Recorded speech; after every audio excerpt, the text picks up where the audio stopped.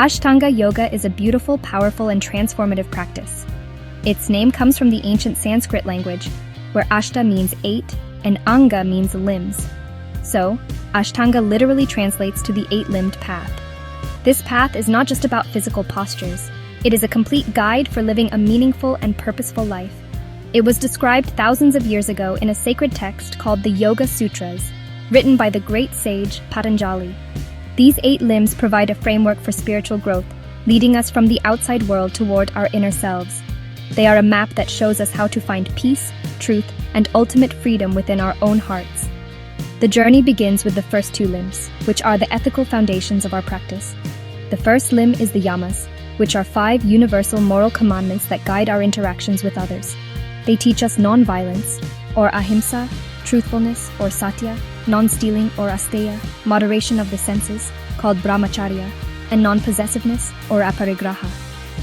The second limb is the niyamas, which are 5 personal observances that guide our inner world. These include purity, or saucha, contentment, or santosha, self-discipline, or tapas, self-study, or svadhyaya, and surrender to a higher power, called ishvara pranidhana. These principles are the roots of the yoga tree, grounding us in integrity and self-awareness. The third limb, asana, is the one most people recognize as yoga. It refers to the physical postures we practice on the mat. In Ashtanga, the asanas are a dynamic and challenging sequence designed to purify the body and build strength, flexibility, and stamina. Following asana is the fourth limb, pranayama, which is the control of our breath, our life force energy. Through specific breathing techniques, we learn to calm our nervous system and focus our mind, preparing it for deeper states of meditation. These 2 limbs work together, connecting the body and the mind through the steady rhythm of breath, creating a moving meditation that cleanses us from the inside out. The final 4 limbs guide us on a more subtle internal journey. Pratyahara, the 5th limb, is the withdrawal of the senses, where we learn to turn our attention inward, away from external distractions. This creates a quiet space within us. The 6th limb is dharana, or concentration, where we train the mind to focus on a single point. This could be the breath, a mantra, or a visual image. As our concentration deepens, we naturally flow into dhyana, the 7th limb, which is meditation. This is a state of uninterrupted focus where the mind becomes quiet and still. The final limb, samadhi, is a state of bliss and enlightenment, where the individual self merges with the universal consciousness. It is the ultimate goal of the yoga path. The physical practice of Ashtanga yoga is structured in a very specific way. It consists of several series of postures, and each student must master one series before moving on to the next. This methodical progression ensures that the body and mind are ready for the increasing challenges. The first series is called the primary series, or yoga chikitsa, which means yoga therapy. Its purpose is to detoxify and heal the body. It realigns the spine, builds strength, and improves flexibility, preparing the student's entire system for a deeper practice.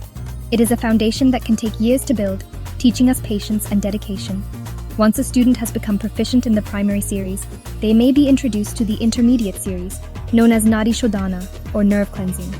This series works on a more subtle level, opening and purifying the energy channels, or nadis, throughout the body.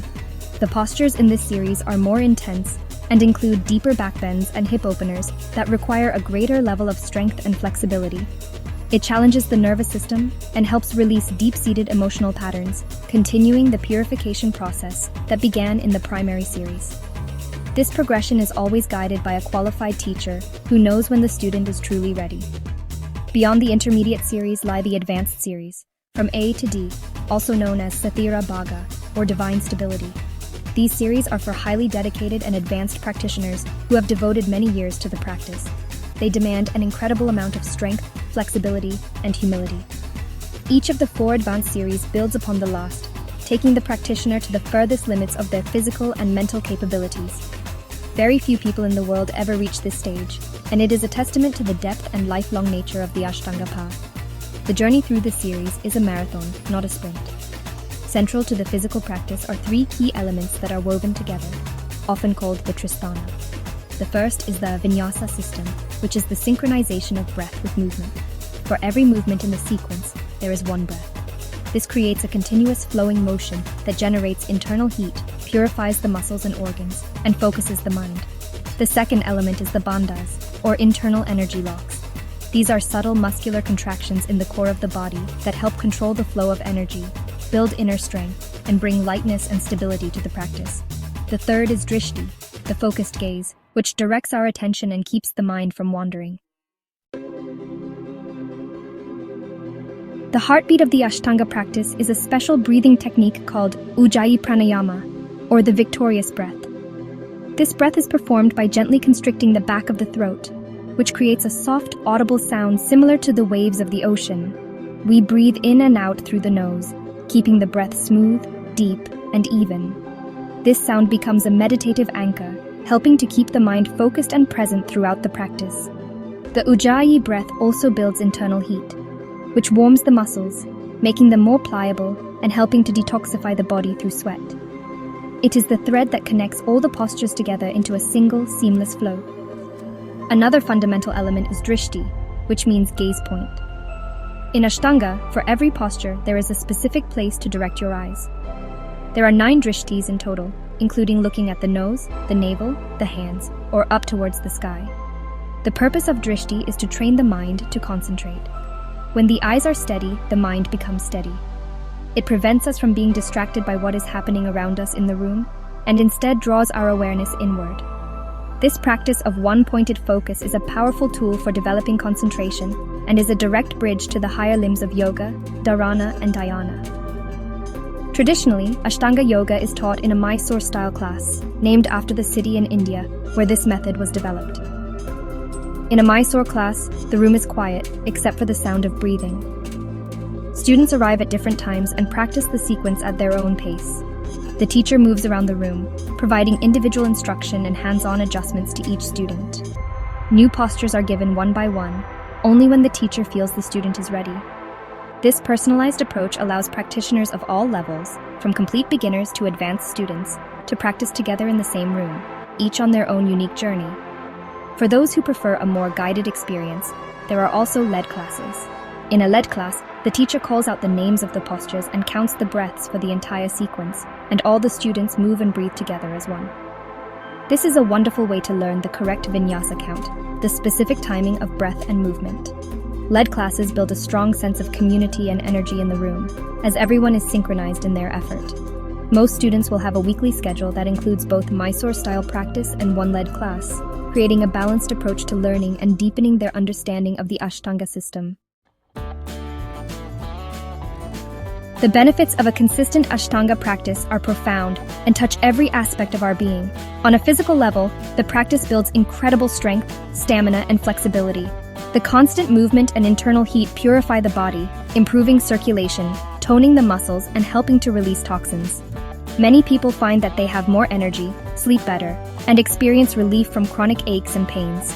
The body becomes light, strong, and healthy, creating a stable foundation for the rest of our lives. It is a powerful system for transforming your physical health and cultivating a deep connection with your body. Mentally, the practice is just as powerful. The focus required for the breath, the bandhas, and the drishti helps to calm the constant chatter of the mind. It teaches us discipline, patience, and resilience. As you face challenges on the mat, you learn to stay calm and breathe through discomfort, a skill that translates directly into everyday life. The practice becomes a mirror, showing you your mental habits and patterns. Over time, this self-awareness leads to greater mental clarity, reduced stress and anxiety, and a more peaceful and focused state of mind. It helps you find stillness in a world that is always moving. Spiritually, Ashtanga Yoga is a path of self-realization. By purifying the body and steadying the mind, we create the space to connect with our true inner self, the part of us that is pure, peaceful, and unchanging. The practice peels away the layers of conditioning and ego, revealing the light that has always been within. It is a journey from the gross to the subtle, from the outer world to the inner landscape of the soul. This connection brings a sense of purpose, joy, and deep contentment that is not dependent on external circumstances. It is a return home to who you truly are. If you are a beginner, it is important to approach this practice with patience and humility. Ashtanga is an intense discipline. The sequence is repeated every day, which can be challenging but is also the source of its transformative power. Listen to your body and progress gradually. There is no need to rush. Rest is also a crucial part of the practice. Traditionally, Practitioners rest on Saturdays and on the days of the new and full moon.